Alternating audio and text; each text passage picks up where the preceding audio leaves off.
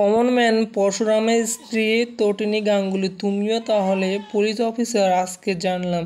আর তোমরা আমাকে এইভাবে আটকে রেখে কিছুতেই থাকতে পারো না। হ্যাঁ বন্ধুরা, আমরা এমনটাই দেখতে চলেছি পরশুরাম ধারাবাহিকের আগামী সপ্তাহে। গল্পের শুরুতে আমরা দেখতে পারবো পরশুরাম কর্ণ চ্যাটার্জিকে ফোন করে বলে, আপনার টার্গেট মিস হয়ে গিয়েছে, তটিনী বেঁচে গেছে।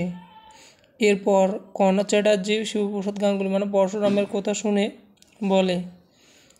বলে ওঠে, কিসের টার্গেট, কি বলছে, কিসের তটিনী বেঁচে গেছে, আপনি কে বলছেন? এরপর তটিনীকে ট্র্যাপে ফেলতে পারেননি তাই তো?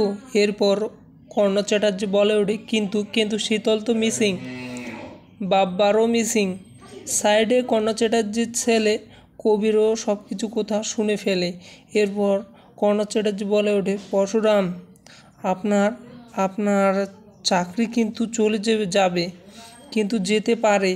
এরপর পরশুরাম বলে, কিছু হবে না, আমি আপনাকে বললাম না যে তটিনী বেঁচে গেছে, আপনি কিচ্ছু করতে পারবেন না। আর আপনি ভাববেন না খুব তাড়াতাড়ি আপনার গোলার মধ্যে আমার হাত পৌঁছে যাবে মিস্টার কর্ণ চ্যাটার্জি, খুব তাড়াতাড়ি আপনার সাথে দেখা হবে। এরপর কর্ণ চ্যাটার্জি চিৎকার করে বলে ওঠে, আপনি মুখ সামলে কথা বলুন। এরপর পরশুরাম বলে, এবার রথের চাকা উল্টো দিকে ঘুরবে কর্ণ চ্যাটার্জি, আপনি চিন্তা করবেন না, খুব তাড়াতাড়ি আপনার সাথে আমার মোকাবেলা হবে।